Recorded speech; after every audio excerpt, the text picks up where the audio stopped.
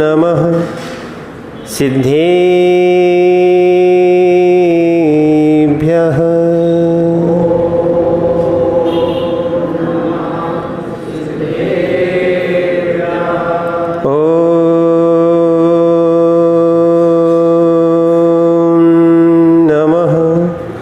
सिद्धेभ्यः।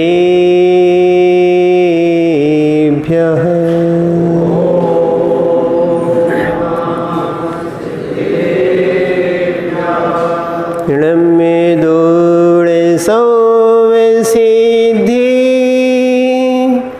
झाड़ुतम खवद दीह संसारी दस दस दो दो अजिणे दस दो अनुपेहणं वोच्छे नमो अरहन्ताणं नमो सिद्धाणं नमो आयिरीयाणं नमो वज्रायाणं नमो लोहि सौविसाऊणं गुरुर्भक्त्या वयं सार्ध द्विपदुतैवर्तिनः वन्दामहे त्रिसङ्ख्योऽन्य नवकोटिमुनीश्वरान् कुन्दन्यवर्णधवलगति सम्यक् जिनका धाम ऐसे गुरु विराग को शत शत बार प्रणाम शत शत बार प्रणाम शत शत बार प्रणाम। जय बोलिए अनंतानंद सिद्ध परमेष्ठी भगवाने की। देवाय देव एक खज्जर श्री आदिनाथ भगवाने की। देवाय देव एक खज्जर श्री मूल नायक नमीनाथ भगवाने की। वर्तमान शासन नायक भगवान महावीर स्वामी की। परम पूज्य आचार्य भगवान कुंद कुंद स्वामी की। परम पूज्य आचार्य भगवान गुरु विराग सागर जी महाराज जी की।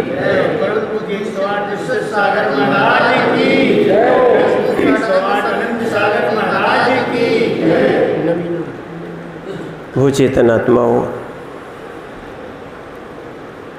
नमीनाथ भगवान के दर्शन करके ऐसा लगा कि कोई बहुत बड़ा क्षेत्र होगा। ये मंदिर नहीं है, वास्तव में कोई क्षेत्र की प्रतिमाएं हैं। यहाँ जिन भी उन श्रेष्ठियों ने इन प्रतिमाओं को विराजमान किया होगा वो धन्य है कि आज तक उनके धन का सदुपयोग हुआ है। और वास्तविकता में देखा जाए लोग समझते नहीं हैं, जहाँ परिकर वाली प्रतिमाएं नहीं होती हैं, सामान्य प्रतिमाएं होती हैं, वो उनमें और सिद्धों की प्रतिमाओं में कोई अंतर नहीं समझ में आता है। इसीलिए आचार्य पूज्यपाद स्वामी ने और कुंद कुंद स्वामी ने जब पंच महागुरु भक्ति लिखी है, दोनों की अंचलिका में आता है अट्ठ महापारिहिर संयुक्ताणम अरहंताणम, यानी 8 प्रातिहारी से युक्त अरहंत भगवान को ऐसा विशेषण लगा के नमस्कार किया है। और वास्तविकता में जब ऐसे प्रभु के जब हम दर्शन करते हैं तब हमारा थोड़ा सा मान भी गलित होता है कि हमने यहाँ आके अपना सौभाग्य जगाया है, ना कि भगवान के चरणों में आके हम कोई एहसान कर रहे हैं। ये हमारा सौभाग्य है कि भगवान के चरणों में 100 इंद्र नमस्कार करते हैं। लिखा हुआ है भवनालय 40 व्यंतर होंति कप 34 कप्प अमर 24 सूरो नरो इंद्रो त्रियो, यानी भगवान के चरणों में 100 इंद्र नमस्कार करते हैं। इंद्र मात्र 100 की गिनती है, ध्यान रखना, उनके साथ असंख्यात देवी देवता आते हैं। साक्षात समोसरण है, ध्यान रखना। ये तो बहुत कुछ अवशेष है आपके यहाँ जो मिला है या मिल रहा है, अभी उनका बहुत सा भाग, क्योंकि देख रहे हैं जो आपके नमीनाथ भगवान के आगे जो रखा हुआ है, ये परिकर का ऊपर का हिस्सा है। क्या है? हाँ, आजू बाजू खड़गासन या पद्मासन भी होते हैं, और नीचे जो होता है वो उसको पीठ भी बोलते हैं। क्या बोलते हैं? पीठ बोलते हैं, जहाँ भगवान को गादी भी बोलते हैं, विराजमान किया जाता है। ऐसे साक्षात समोसरण का आपको रोज लाभ होता है। आप लोग शहडोल वासी बहुत धन्य और भाग्यशाली जीव हो कि ऐसे प्रभु के आपको रोज सेवा और दर्शन करने मिलते हैं। और ये सुना है कि विशाश्री माता जी ने अथक प्रयास करके उन प्रभु को ऊपर तक लाए, और आचार्य विद्यासागर जी के सानिध्य में ये उसका पंच कल्याणक हुआ।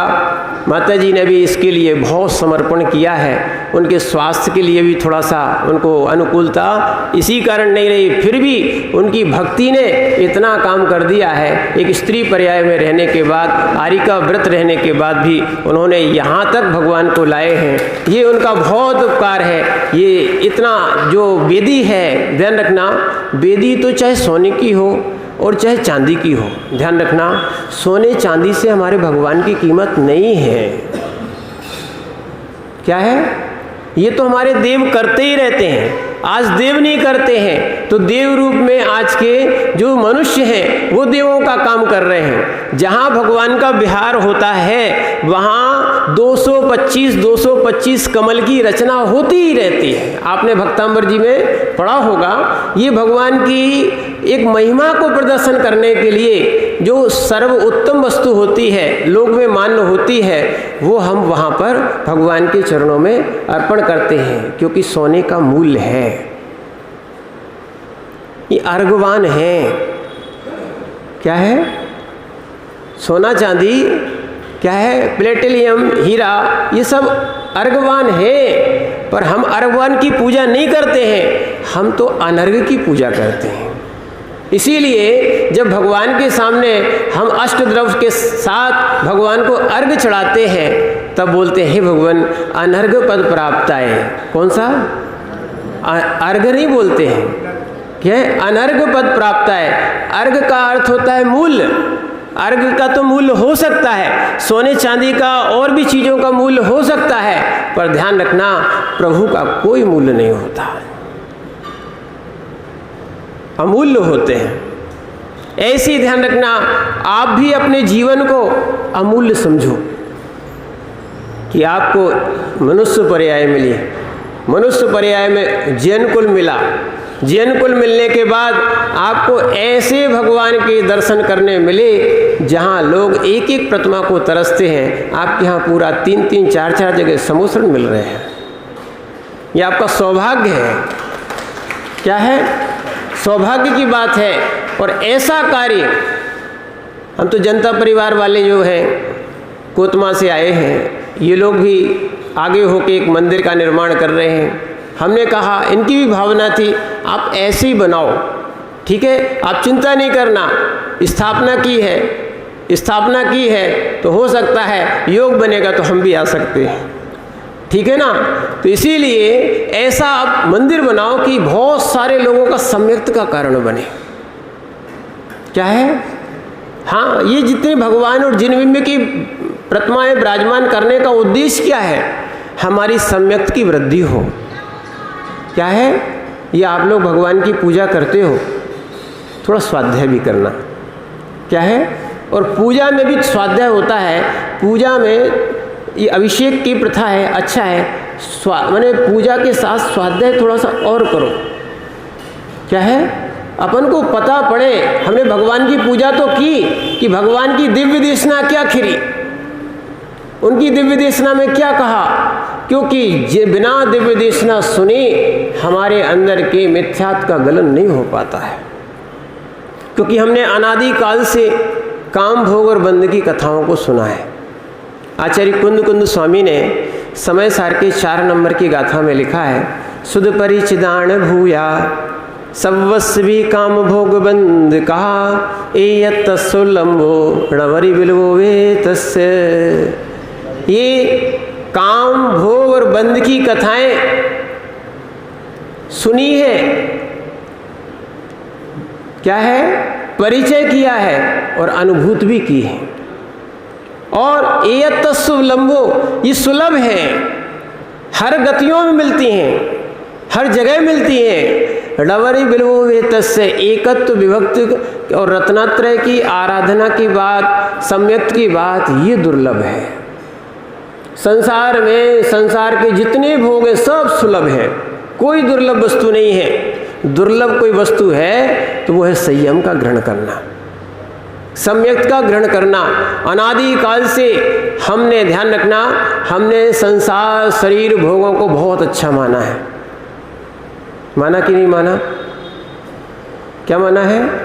किसी के पास संसार शरीर और भोगों को मिल जाता है वो पुण्यात्मा है, ऐसा लोग कहते हैं। क्या बोलते हैं? महाराज ये बहुत बड़ा पुण्यात्मा जीव है। बोले क्यों?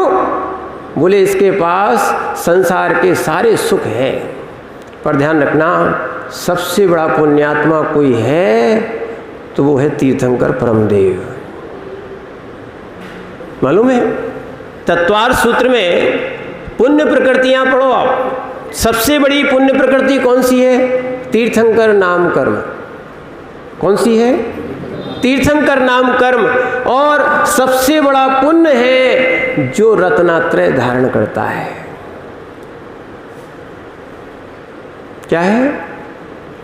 जो संसार विषय सुख होता तीर्थंकर क्यों त्यागे। संसार में सुख होता तो शांतिनाथ, कुंथुनाथ, अरहनाथ भगवान ये 3 पद के धारी थे। क्या थे? 3 पद के धारी थे। संसार में वैभव की कीमत नहीं है, वैभव तो पुण्य का मल है, पुण्य के पीछे पीछे घूमता है। देखना, तो इसीलिए तीर्थंकर 3 पद के धारी होने के बाद कामदेव भी थे। क्या है? जिस रूप को लोग प्राप्त करने के लिए तरसते हैं, उस रूप को उन्होंने साधना में लगा दिया। कामदेव जैसे जीव 24 कामदेव हुए, 24 मोक्ष गए। यह पर्याय का सदुपयोग। और चक्रवर्ती भी थे। कौन थे? शांतिनाथ, कुंथुनाथ, अरहनाथ भगवान चक्रवर्ती भी थे। देखना, चक्रवर्ती के साथ एक विशेषता है, क्योंकि पुण्य बड़ा है ना, या अगर वो पुण्य का दुरुपयोग करता है तो या तो सीधे 7वें नरक जाएगा, अगर अपनी संपदा को छोड़ के दीक्षा नहीं लेता है तो या तो कहाँ जाएगा? 7वें नरक जाएगा। नियम है नरक जाने का उनका। अगर उन्होंने घर में मरण किया तो कहाँ जाएंगे? अब आप चक्रवर्ती हो, आप लोग भी सुन लो भैया। क्या है? कम से कम समाधि पूर्वक मरण होना चाहिए, तब तो हमें ऐसे समोषण का लाभ से कोई ना कोई फल है। अंत में हमारी गुरु के चरण में और ऐसे अरहंत और जिनवाणी के बीच में हमारी समाधि हो, यह मनुष्य जीवन का फल। इसीलिए निर्गंत साधु भी समाधि के लिए शुरू से दीक्षा से ही प्रयास करते हैं। क्या है? तो इसीलिए चक्रवर्ती बनने के बाद तीर्थंकर प्रकृति साथ में उदय। ये तो होंडा स्मृणी काल का दोष है कि 3 पद के धारी एक ही व्यक्ति हुए, नहीं तो एक ही होते हैं। क्या है? एक ही होते हैं। 3 पद के धारी होने के बाद भी उन्होंने इस संसार के सारे वैभव को छोड़ दिया। इसलिए देखना, अधिकतर शांतिनाथ, कुंथुनाथ और अरहनाथ भगवान के हाथ में चक्र बना रहता है। लोग नहीं समझ पाते हैं। क्या है? शिल्पी को भी पूरा ज्ञान दिया जाता था कि ये ऐसे चक्रवर्ती रहे, इसलिए इनके हाथ में चक्र होना चाहिए। कामदेव भगवान शांतिनाथ की प्रतिमा आहार जी के देखो आप, साक्षात कामदेव जैसे लगते हैं। बाहुबली है ही कामदेव, पहले प्रथम कामदेव रहे। उनको गोमटेश में देखो कि गोमटेश में जिस शिल्पी ने उसकी रचना की है और जिस श्रावक ने, यानी गोमटेश इसलिए कहा जाता है, वो गोमट ने अपना धन का उपयोग किया है। उन्होंने उस समय सोने की कीमत नहीं की, ध्यान रखना, गोमट इतने सुंदर बने हैं, समझना, ऐसा भाव था क्योंकि उनकी माँ को बाहुबली भगवान के दर्शन करना थे। तो गोमट ने अपनी माँ के लिए कह दिया था कि सुंदर से सुंदर, पहले शिल्पी बुलाए गए, फिर उनका परीक्षण किया गया कौन सुंदर शिल्पी है, और कहा था जितना इस पत्थर से अवशेष निकलेगा पत्थर, उतने वजन का सोना देंगे, पर मंदिर और माने मूर्ति सुंदर होना चाहिए। जितना अवशेष पत्थर होगा उतने वजन का सोना देंगे तुम्हें। विचार करना, ऐसे ऐसे जिनेंद्र के भक्त हो चुके, उन्होंने अपनी संपदा को अपने भोगों में नहीं लगाया। रावण जैसी लंका नहीं बनाई, क्या है, सोने की लंका नहीं बनाई, वो कोई काम में नहीं आई। पर वास्तविकता में आज उन गोमटेश भगवान को देखा जाए, वो दक्षिण के पूरे जैन अजैन सबके भगवान हैं और दिगंबरों की शान है। इतनी विशाल प्रतिमा जो है ना, इतनी सुंदर और मनोहर और विशाल प्रतिमा, और कितने पुराने वर्ष, माने 1000 वर्ष आचार्य नेमिचंद स्वामी के सानिध्य में उसका पंचकल्याण हुआ था, जिन्होंने गोमट सार जीवकांड और कर्मकांड लिखा है। वहीं गोमट के ही उद्देश्य से लिखा था। ध्यान रखना, वो जीव भगवान का उपासक तो था, पर जब आचार्य महाराज स्वाध्याय कर रहे थे तो स्वाध्याय करते करते जब वो आए तो धवला जी आदि का स्वाध्याय चल रहा था, उन्होंने बंद कर दिया। उन्होंने कहा हमारे लिए ये स्वाध्याय क्यों नहीं किया गया, क्यों बंद कर दिया? बोले आपकी सुनने लायक नहीं है। उसमें एक जिज्ञासा रही, उसके कारण उन्होंने कहा कुछ हमें भी तो मिलना चाहिए, तो उन्होंने गोमट सार जीव कांड और कर्म कांड इसकी रचना कर दी। किसके उद्देश्य से लिखा था? गोमट के उद्देश्य से, इसलिए उसके नाम क्या लिखा है साथ में? गोमट। और गोमट ने ही भगवान बाहुबली की प्रतिमा बनाई, तो गोमटेश बाहुबली। देखना, भगवान के नाम के आगे पहले जुड़ा हुआ उस व्यक्ति का नाम, जिसने इतना सुंदर मनोज्ञ एक प्रतिमा का निर्माण कराया। ऐसी वास्तविकता में अब यहाँ तो पता नहीं किन पूर्वजों ने या किन जिनेंद्र भक्तों ने ये जिनेंद्र भगवान की प्रतिमा विराजमान की होगी, कितने सारे लोगों ने, एक और ध्यान रखना, इससे सम्यक प्राप्त किया होगा। काल भी ऐसा आया कि जब हमें आराधना करने तक नहीं मिलता था। क्या? हमें आराधना करने नहीं मिलता था। और इन प्रतिमाओं को जो आज निकल रही हैं, ध्यान रखना, जो निकल रही हैं, ये कोई जिनेंद्र भक्तों ने कि कहीं इनकी अवमानना ना हो जाए, कोई खंडित ना कर दे, इनको भूगर्भ में रख दिया था, छिपा दिया था कि हमारे भगवान पर कहीं कोई आँच ना आए। अभी बहुत पुण्य का उदय चल रहा है। कभी आप हम लोगों को कोतमा में बच्चों ने दिखाया था, कभी आप देखोगे तो पहले सूली की सज़ा दी जाती थी। क्या है?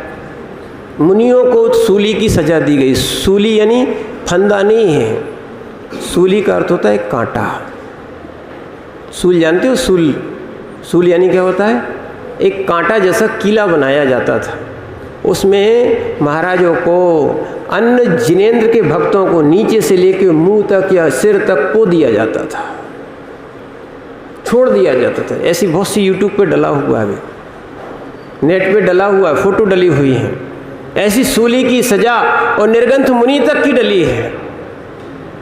ऐसी सजाएं दी गई। ऐसे काल में इन प्रतिमाओं को रक्षा के लिए भूगर्भ में दबा दिया गया है। क्या है? और बहुत सारे लोगों ने बहुत सुरक्षा करके, नाम परिवर्तन करके अपने इस जैन धर्म को बचाने का प्रयास किया है। आज बहुत अच्छा काल है जो हमें भगवान की जिनेंद्र की उपासना करने मिल रही है। हमारा बड़ा सौभाग्य है कि हमें निर्ग्रंथों के भी दर्शन मिल रहे हैं। क्या है, इस पंचम काल में ऐसा भी काल आया, अभी 400 साल 300 साल 100 साल तक पहले मुनियों का दर्शन दुर्लभ था। क्या है, मुनि बनना भी दुर्लभ था। भूधरदास जी ने लिखा, उस समय छैडालाकार जो थे, दौलत राम जी थे, टोडरमल जी थे, और भी बहुत से विद्वान रहे, इनको मुनियों के दर्शन नहीं हुए। क्या नहीं हुए? मुनियों के दर्शन नहीं हुए। ये तो आचार्य आदि सागर जी, शांति सागर जी और शांति सागर छाणी, इनका उपकार कहें कि जो वर्तमान में 3 परंपराओं के साधु आज दिख रहे हैं, उनके कारण हमें अब इस धरा पर चलते फिरते भगवंत तीर्थंकर जैसे बनने वाले तीर्थंकर जैसे भगवंत आज हमें इस निर्गंथ योगियों के चरण हमें बस पंचम काल में मिल रही है। बहुत सौभाग्य की बात है, क्योंकि भूधरदास जी ने लिखा है, दिल दुखी है दुख सहा जाता नहीं, धर्म अब ढूंढे नजर आता नहीं, सोचता हूँ मुनि बनूं। क्या है? सोचता हूँ मुनि बनूं, पर मुनि बिना मुनि बना जाता नहीं। ये भूधरदास जी की पंक्तियाँ हैं, उन्होंने अपनी अंतस को व्यक्त किया है। ये लोग कमरे में स्वाध्याय करते थे तो कमरे में नग्न होकर सामयिक आदि करते थे, तो सोचते थे कि ऐसे निर्गंथ होते होंगे। आज अपन लोगों को सौभाग्य है कि निर्गंथों का दर्शन मिलता है, सानिध्य मिलता है, अपन को आहार आदि की विधि कराने का सौभाग्य मिलता है, वैयवृत्ति कराने का सौभाग्य मिलता है। और हम लोग तो अपने आप को बहुत सौभाग्यशाली समझते हैं कि हम लोगों को इस पंचम काल में मुनि बनने का सौभाग्य मिला। क्या है? यही परमेष्ठी पद, दुनिया का कोई बड़ा पद नहीं है। पंचम काल में परमेष्ठी बनना, देखो कोई भी सोचता है एक्टर बनना, कोई सोचता है इंजीनियर बनना, कोई सोचता है कलेक्टर बनना, ये तो सामान्य पद है। यहाँ तक कि प्रधानमंत्री बन जाए कोई बड़ी बात नहीं है। क्या है? राष्ट्रपति बन जाए कोई बड़ी बात नहीं, 5 साल के बाद दूसरा बन जाता है। क्या होता है? और ज़्यादा से ज़्यादा 2 बार बन सकता है, तीसरी बार उसको बनने ही नहीं दिया जाएगा। पर यहाँ ध्यान रखना, यहाँ जो परमार्थ भूत है, जो अरहंत बनने में सहायक है, ऐसा अरहंत का लघु रूप, जिनको लघु मुनि कहा जाए या जिनको कहते हैं जिनलिंगधारी, ऐसे निर्गंथ मुनि बनना, क्योंकि इस निर्गंथ से ही अरहंत बना जाता है। इसके बिना मोक्ष मार्ग नहीं मिल सकता। ध्यान रखना, जिन जिनको मोक्ष प्राप्त करना है उनको निर्गंथ बनना ही पड़ेगा। क्या बनना पड़ेगा? बिना निर्गंथ की मुक्ति है ही नहीं। क्या है? बिना निर्गंथ बने मुक्ति है ही नहीं। आचार्य कुंद स्वामी ने अष्टपौढ़ जी में स्पष्ट लिखा है, रवि सिज्झई वत्थ धरो, रवि सिज्झई वत्थ धरो, चाहे होई तिथैरो, लग्गो ही मुख मग्गो सीसा मग्या सब्बे। डंके की चोट पे बात करते थे, न्याय से करते थे। उन्होंने लिखा है, रवि सिज्झई वत्थ धरो, वस्त्रधारी की सिद्धि नहीं होती। लोग सोच लें कि महाराज श्रावक भी मोक्ष मार्गी है, परंपरा से मोक्ष मार्गी है, आना तो यही लाइन पे पड़ेगा आपको। स्पष्ट लिख दिया, रवि सिज्झई वत्थ धरो, चाहे होई तिथैरो, कसौटी पे कस दिया, तीर्थंकर भी क्यों ना हो, वस्त्रधारी तीर्थंकर की मुक्ति नहीं होती। लग्गो ही मुख मग्गो, यही नग्नता ही, दिगंबरत्व ही और अपरिग्रहित्व ही, ये ही मोक्ष मार्ग है। सीसा उमग्या सब्बे, बाकी सब उन्मार्ग है। ध्यान रखना, ऐसे भगवान के दर्शन करने के बाद कम से कम आपका द्रव्य मिथ्या छूटे, अन्य जगह आप कहीं आप तो ढूंढने ना जाओ। क्या है? समझ रहे कि नहीं? हर जगह हर मूर्ति को भगवान नहीं मान लेना। समझ रहे हो? ऐसा समोसरण आपको मिलने के बाद आपने भक्तामृत जी पढ़ा, उसमें क्या लिखा है? याद है कुछ? इसके बारे में कुछ लिखा है कि नहीं लिखा?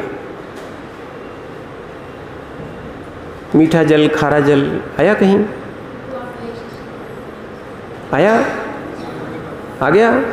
जिसने एक बार क्षीर सागर का पान कर लिया हो, वो क्या खारे समुद्र का पान करना चाहेगा? ऐसे ही जिसने एक बार वीतरागी निर्गंथ मुद्रा को देख लिया हो, तो अन्य कहीं जाने का भाव करेगा क्या? ध्यान रखना। इसीलिए ऐसे निर्गंथ देखो तो उनके बगल में यहाँ पर एक परिकर में एक विशेषता, देवी देवताओं के साथ तो थे ही, आजू बाजू भी निर्गंथ मुनिराज और भगवान की प्रतिमाएं खड़ी हुई हैं, निर्भीक। क्योंकि सम्यक दृष्टि जीव होता है, अच्छे समझना, सम्यक दृष्टि जीव निर्भीक होता है, भय नहीं रखता है, सात भय से मुक्त होता है सम्यक दृष्टि जीव। काय का भय? मरण का भय भी नहीं होता, वेदना का भी भय नहीं होता है, अकस्मात भय भी नहीं होता है, कोई आश्चर्य भी नहीं करता है। ध्यान रखना, आप आश्चर्य की बात करोगे, आश्चर्य जगत में कुछ है ही नहीं, नया कुछ हुआ ही नहीं है। ध्यान रखना, 6 द्रव्य से 7वीं द्रव्य कोई सी बनी क्या? आपने नहीं देखा था इस पर्याय में, आपको तो अनंत पर्याय धारण कर चुके, आपको तो उस अनंत पर्याय का याद नहीं है। क्या है? 6 द्रव्य से कुछ नया बना है क्या? नहीं है। क्या है? कुछ नया नहीं बना है, पर्यायें बदलती जाती हैं, उपपर्याय का परिणमन होता ही है, उत्पाद व्यय ध्रुव चलता ही रहता है। क्या हो गया? उत्पाद व्यय द्रव्य में चलता ही रहता है। उत्पाद व्यय को तुमने नवीन मान लिया है। क्या हो गया है? उत्पाद व्यय को तुमने नवीन मान लिया है, पर वास्तविकता में वो तो उसका परिणमन है ही, ठीक है ना? तो ऐसे ही नया कुछ नहीं है। यहां तक कि तीर्थंकरों ने भी धर्म को बनाया नहीं है। कोई की धारणा हो कि भगवान बनाते हैं, भगवान, जैन धर्म को भी भगवान ने नहीं बनाया। आदिनाथ भगवान ने बनाया, ऋषभदेव ने बनाया, बनाया क्या? नहीं बनाया। बनाया क्या? महावीर भगवान ने बनाया क्या? बनाया क्या? बताओ, बनाया क्या? अच्छा आप बताओ, आपको भगवान ने बनाया क्या?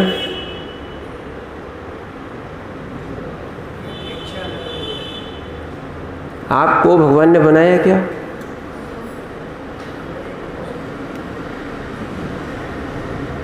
आपको भगवान ने बनाया क्या?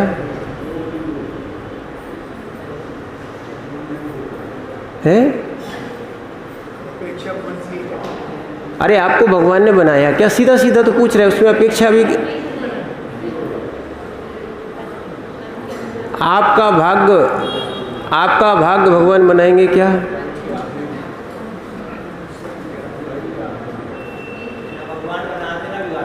है? पक्का? भाग्य कौन बनाएगा फिर? भाग्य कौन बनाएगा? भगवान कौन बनाएगा? भगवान बनाएगा क्या? नहीं, हमने पहले ही बता दिया, 6 द्रव्य से 7वीं द्रव्य कोई बना ही नहीं सकता, और बनी भी नहीं है, किसी ने भी नहीं बनाई। तुम भी जीव को बनाने वाले नहीं हो, माता पिता भी जीव को बनाने वाले नहीं है, भगवान भी जीव को बनाने वाले नहीं है, जीव भी जीव को बनाने वाला नहीं है। कोई ने जीव को नहीं बनाया, भगवान ने भी जीव को नहीं बनाया, और भगवान ने धर्म को भी नहीं बनाया, क्योंकि जैन दर्शन में भगवान कर्ता नहीं है। स्वयं के कर्ता भोक्ता तो हो, आप भगवान के पास आके अपना भाग्य बनाते हो। क्या है? जिन जिन को अपना भाग्य बनाना हो, वो तीर्थंकर परम देव के चरणों में आके आराधना करें, पूजा करें, उपासना करें, और संयम व्रत लें, अपना कल्याण करें। यहाँ भावों को निर्मल करने के लिए ये बिंब, ध्यान रखना, इतने सुंदर इसलिए बनाते हैं कि जैसे रावण सीता को देख के मोहित हो गया था, ऐसे भी लोग थे। इतने सुंदर जिनबिंब इसलिए बनाए कि लोग रूपों को देखकर भगवान के स्वरूप में लीन हो जाएं, इसलिए ऐसे जिनबिंब का निर्माण किया जाता था। क्या है, जगत में कोई भी गोमटेश भगवान की प्रतिमा देखता है, हम लोग तो साक्षात गए, वहां से हटने का मन ही नहीं होता है। क्या है, सब लोग अपनी सुध बुध भूल जाते हैं। ऐसी भगवान की प्रतिमा बनी है। और इससे भी कई गुना सुंदर कामदेव थे। वास्तविकता में कामदेव का अर्थ ही होता है पुरुष तो स्त्री पुरुष तक मोहित हो जाते हैं। ऐसे सुंदर भगवान जिनबिंब का बनाने का उद्देश्य ये होता है कि आप उनके रूप को देख रहे हो, ठीक है, पर वास्तविकता में इससे कहीं अधिक सुंदर रूप उस प्रतिमा के अंदर स्वरूप में भगवान रूप में विराजमान है। और ऐसा भगवान, ध्यान रखना, ऐसा भगवान सबके अंदर विराजमान है, बस देखने की आंखें चाहिए। जैसा अरहंत का बिंब नमीनाथ भगवान का विराजमान है, ऐसा सुंदर बिंब तुम्हारे अंदर भी विराजमान है। उनको देखकर अपने अंदर की अनुभूति करो कि वो तो एक प्रगट परमात्मा है। क्या है, प्रगट परमात्मा है, वो परमात्मा बन चुके, हम अप्रगट परमात्मा हैं। हमें कौन सा शिल्पी बनाएगा, बताओ मोंटू, कौन बनाएगा? कोई शिल्पी है? जनता परिवार, तुम्हें कोई शिल्पी मिला, तुम्हारे भगवान निकाल दे, बताओ। मनीष भैया बताओ, उनसे पूछ लो, तुम्हारे जो भैया जी हैं साथ में डिजाइनर, कि आजकल भगवान की प्रतिमा निकालने का कोई डिज़ाइन कर सकता है क्या? अपने स्वयं के भगवान को निकालने के लिए कोई भी शिल्पी मिलने वाला, तुम्हें स्वयं शिल्पी बनना पड़ेगा। क्या है, जैसे जैसे सुंदर परिणाम बनाओगे वैसे वैसे सुंदर भगवान प्रकट होंगे तुम्हारे। इसीलिए इस जिनेंद्र का पादमूल मिला है। क्या मिला अपन को? जिनेंद्र का पादमूल मिला है। कि वहाँ एक भजन भी आता है कि नाम तुम्हारा तारणहारा, कब दर्शन होगा तेरी प्रतिमा इतनी सुंदर, तू कितना सुंदर होगा। आता ना? ऐसे ही अभी हम शिल्पी, ये तो शिल्पी की एक कला है कि शिल्पी ने इतने सुंदर भगवान बनाए, पर भगवान कितने सुंदर होते होंगे। यहाँ तक कि हमारे यहाँ एक रंग ही नहीं 5 रंग में भगवान है ना? कितने में है? ऐसा नहीं समझना कि गोरे लोग मोक्ष जाते हो। क्या है? गोरे लोग मोक्ष जाते हो, काले भी जाते हैं। क्या है? गोरे लोग मोक्ष जाते हो, नहीं तो रूप का मद हो जाए। एक ध्यान रखना, पार्श्वनाथ पुराण में उल्लेख आया, जो व्यक्ति मद करता है, चाहे धन का हो चाहे, तो रूप के मद में लिखा है जो व्यक्ति ज्यादा रूप का मद करता है अगली पर्याय में गधा बनता है। क्या लिखा है? गधा बनना पड़ता है। जो व्यक्ति धन का कंजूस रहता है, जो व्यक्ति धन का व्यय नहीं करता है, कंजूस बना रहता है, रखे रहता है, ध्यान रखना, ऐसा मरण कंडिका में आया है कि वो जीव अगले भाव में दरिद्री होता है, भीख मांगता है। ये भिखारी आते हैं तो वो तुम्हें संकेत देने आते हैं कि भैया कि हम भी धन का उपयोग नहीं कर पाए, हमने जिनबिंब आदि 7 क्षेत्रों में नहीं लगाया, मात्र अपना अपना घर और परिवार, इसके अलावा कुछ देखा ही नहीं, इसको रखते रहे। इसका परिणाम क्या मिला? दरिद्री हो गए, भीख मांगना पड़ा उनको। ऐसा शास्त्रों में उल्लेख आया है। इसीलिए वास्तविकता में ये पुण्य का द्रव्य क्या मिला है? धन आदि मिला है ना, ये सब पुण्य का द्रव्य है। फिर भी सम्यक दृष्टि जीव जो है धन की ओर दृष्टि नहीं रखता है। क्या नहीं रखता है? धन की ओर दृष्टि नहीं रखता है। आया भी है क्या? चक्रवर्ती की संपदा, इंद्रसरी के भोग, काक बीटतम गिनत हैं मिथ्या दृष्टि लोग। ये तो पुण्य का मल है। क्या है? पुण्य का मल है, ध्यान रखना। ये जैसे कुल्फी देखी, कुल्फी क्या है? कुल की मैंने डंडी देखी, डंडी के ऊपर क्या है? कुल्फी चढ़ी रहती है, वो मसाला चढ़ा रहता है ना। तो डंडी तो अलग होती है, डंडी में कोई रस नहीं होता है, रस काय में होता है। और लोग क्या करते हैं, कुल्फी को जब ख़त्म हो जाता है उसकी डंडी को कचरे में फेंक देते हैं। ऐसे ही ध्यान रखना, जीव भिन्न है और जीव के साथ ये पुण्य पाप लगा हुआ है। चाहे कोई जहर चढ़ा दे और चाहे वो कुल्फी चढ़ा दे, ये सब दिख रहा है, पुण्य का उदय है। ये आपको रूप मिले हैं ना।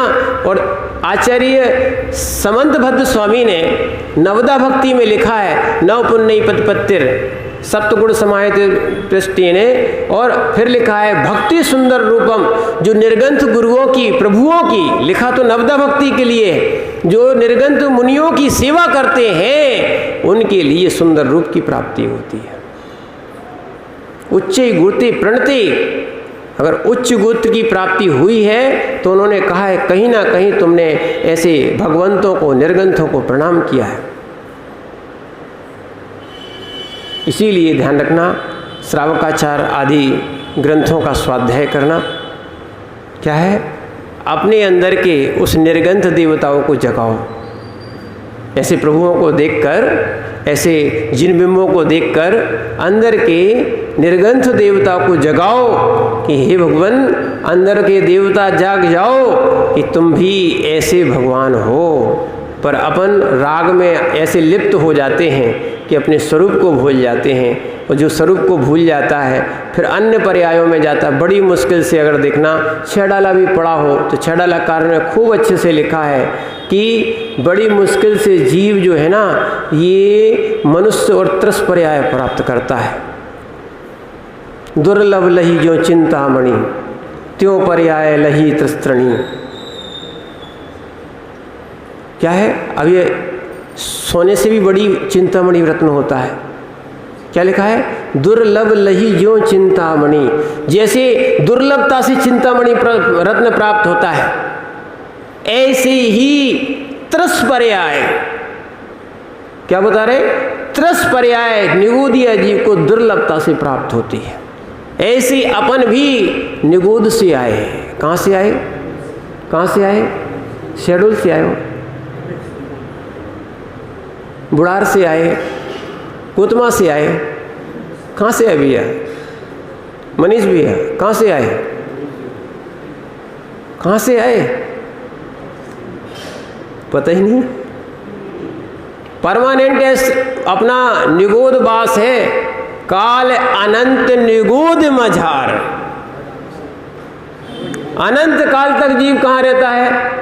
निगूढ़ में। निगूढ़ से निकल के बड़ी मुश्किल से यहाँ आ पाता है। ये तो क्या है, 100 वर्ष भी पूरे नहीं है तुम्हारे। क्या है? 100 वर्ष भी पूरे नहीं है। पल की जब गिनती होती है ना, तो उसमें बाल से भरा जाता है। 2000 कोस का गड्ढा जो है ना, वो बाल से भरा जाता है, और 100 वर्ष में एक बाल निकाला जाता है। जब वो खाली हो जाता है, क्या है? 2000 कोस का लंबा चौड़ा गहरा गड्ढा जब वो खाली हो जाता है तब एक पल्ल होता है। अब उस पल्ले के सामने तुम्हारा मात्र एक बाल के बराबर भी जिंदगी नहीं है। अपनी आयु क्या है? 100 वर्ष के अंदर अंदर है, एक बाल के बराबर है। और हम समझ रहे हैं हम जीवन में बहुत कुछ कर जाएंगे। भैया बहुत कुछ करने की बात मत करो। दुर्लभता से तुम्हारे लिए त्रस पर्याय मिली है, उसमें भी दुर्लभ मनुष्य पर्याय मिली है, उसमें भी दुर्लभ जैन कुल मिला है ना। और उससे भी दुर्लभ है सम्यक और संयम का प्राप्त करना। क्या है? सोने चांदी का बिल्कुल विकल्प नहीं करना। ये तो एक इंद्रिय का शरीर है। क्या है? क्या है ये? क्या है ये सब? एक इंद्रिय का, एक इंद्रिय का अगर आपने धारण कर लिया है तो आप अगर इसको अच्छा मानो, ठीक है, ये एक इंद्रिय का शरीर है, वास्तविकता में एक धातु है। क्या है ये? धातु है। अरे ऐसी धातु, देखो ये विरक्ति की बात बताई जा रही है, ऐसी धातु तो जानवर के बेचारे बंधन मानते हैं, उनके गले में डली रहती है। सांकर से बांधते कि नहीं, जंजीर से बांधते कि नहीं, क्या है? अब आप जो है ना राग के कारण उसको बंद नहीं मानते, आपके गले में चैन नहीं है तो आपको चैन नहीं है, समझना। और वो सोचती हैं कि चैन कब खुल जाए कि हम भाग जाए। अभी आ रहे थे, वो कानी हाउस मिला था आपके रास्ते में, सब बहुत सारे जानवर दरवाजे के पास खड़े थे, सोच रहे थे कब दरवाज़ा खुले और यहाँ से स्वतंत्र हो जाऊँ। और आप लोग तो घर में दरवाज़ा बना के और बंद कर लेते हो अपने आप को और सोचते हो कि मैं सुरक्षित हो गया। धारणा का अंतर है, अभिप्राय का अंतर है, बस। किसका अंतर है? अभिप्राय का अंतर है। वास्तविकता में इसको समय सार में लिखा है, ये हम नहीं कह रहे हैं। बेड़ी तो बेड़ी है, चाहे सोने की हो चाहे लोहे की हो, ऐसे ही बेड़ी तो बेड़ी है, पुण्य की और पाप की, ये बांधती है जीव को। ध्यान रखना इसको, ये नहीं मानना कि संपदा मिल गई। अगर चक्रवर्ती ने गलती कर दी तो सीधे नरक जाना पड़ता है, पुण्य अच्छा किया था तो बहुत बड़ा मिल गया। इसलिए विरक्ति के परिणाम लाओ। क्या लाओ? देखना, विरक्ति के परिणाम से जो पहले अरहंत बने थे, पहले निर्गंथ बने थे, जिन्होंने 16 कारण भावना भाई तीर्थंकर प्रकृति का बंद किया, उनके जन्म लेने के पहले ही क्या है 3.5 करोड़ रत्न एक बार में बरसते थे। ऐसे 3 या 4 समय दिन में बरसते थे, और वो भी 15 महीने तक। कितने लोगों को सोचना पड़ता था। ऐसे भी पुण्यात्मा जीव के साथ जन्म लेने और उनकी नगरी में उत्पन्न होने का भी सौभाग्य उनको सोचना पड़ता था कि ये रत्न अब रखें कहाँ, रोज बरस रहे, एक आध दिन होते तो ठीक। क्या है, जब पानी नहीं गिरता तो लोग सोचते पानी गिर जाए, बस 10 दिन तक लगातार गिर जाए तो फिर वो कहते नहीं महाराज अब पानी बंद कैसे हो जी बताओ। ठीक है ना, ऐसे ही इतने रत्न बरसा देते थे, इसलिए बरसाते थे देव कि भैया मनुष्यों ध्यान रखना, तुम रत्नों से ज़्यादा तीर्थंकर की कीमत करना, संयम की कीमत करना। ये रत्न तो हम लोग बरसाते रहते हैं, पर हम लोग रत्नात्रय नहीं बरसा सकते। हमारे पास संसार की सारी विभूतियां हैं, ध्यान रखना, आपके पास इतनी विभूतियां नहीं होंगी, पर देव के पास इतनी विभूति होती आप कल्पना भी नहीं कर सकते। कोई स्वधर्म इंद्र या इंद्र की, छोटे से छोटे इंद्र का सुख का यहाँ वर्णन किया जाए, उसके बराबर भी आप 1% भी नहीं हो। आपके पास सुख जो अभी वर्तमान में मिला है, चक्रवर्ती के पास भी पुण्य नहीं है, इतना सुख नहीं है जो एक सामान्य देव के पास होता है। ध्यान रखना, इतना सुख होने के बाद भी वो भी देखो परिकर में लगे भगवान के छत्र चबर के लिए खड़े हैं, ढोला रहे, उसमें सौभाग्य मान रहे हैं। क्या है, तो ये वास्तविकता में सबसे बड़ा पुण्य का उदय होता है कि संयमी बनना और संयम प्राप्त करना, इससे ही निर्वाण की प्राप्ति होती है। मोक्ष माने स्वर्ग से मोक्ष की प्राप्ति नहीं होती है, मनुष्य और मनुष्य में संयम होने के बाद निर्वाण की प्राप्ति होती है। ऐसे अरहंतों के, भगवंतों के और मुनियों के आप जितनी वैयवृत्ति सेवा कर सको, हम तो कहते अरहंत बनने का प्रयास करो। क्या करो, निर्गंथ बनो, ये आपके अंदर है। वास्तविकता में आपको अरहंत दिखते हो या नहीं दिखते हो, निर्गंथ दिख रहे कि नहीं दिख रहे? आपके अंदर निर्गंथपना है कि नहीं है ना? आपने बस स्वयं के राग के कारण, स्वयं के कसाय के कारण इसको दबा रखा है। आप अपने अंदर के भगवान को प्रकट करने का प्रयास करो। इन मूर्तियों को, इन बिंबों को भगवान मानो, है ठीक है ना, पर साक्षात भगवान बनने वाले, भविष्य के भावी भगवान हम हैं, अपन हैं, अपन। क्या है, हम इन प्रतिमाओं को देखकर अपने अंदर के उस तीर्थभूत आत्मा को जागृत करें हम भी भगवान हैं, भगवान बन सकते हैं। ये प्रकट भगवान हैं, हम अप्रकट भगवान हैं। हम राग आदि को कम करके अपने अंदर के भगवान को प्रकट करें और ऐसे समोसरण के अपन दर्शन करें जिससे कि साक्षात लोकालोक दिखे और देखने का भी भाव नहीं है, ये अनंत सुख में लीन रहते हैं। ऐसे सुख की प्राप्ति के लिए हम परम पुरुषार्थ करें और ऐसी भगवत्ता प्रकट करें। ओम नमः सिद्धेभ्यः। आचार्य गुरु विराग सागर जी महाराज की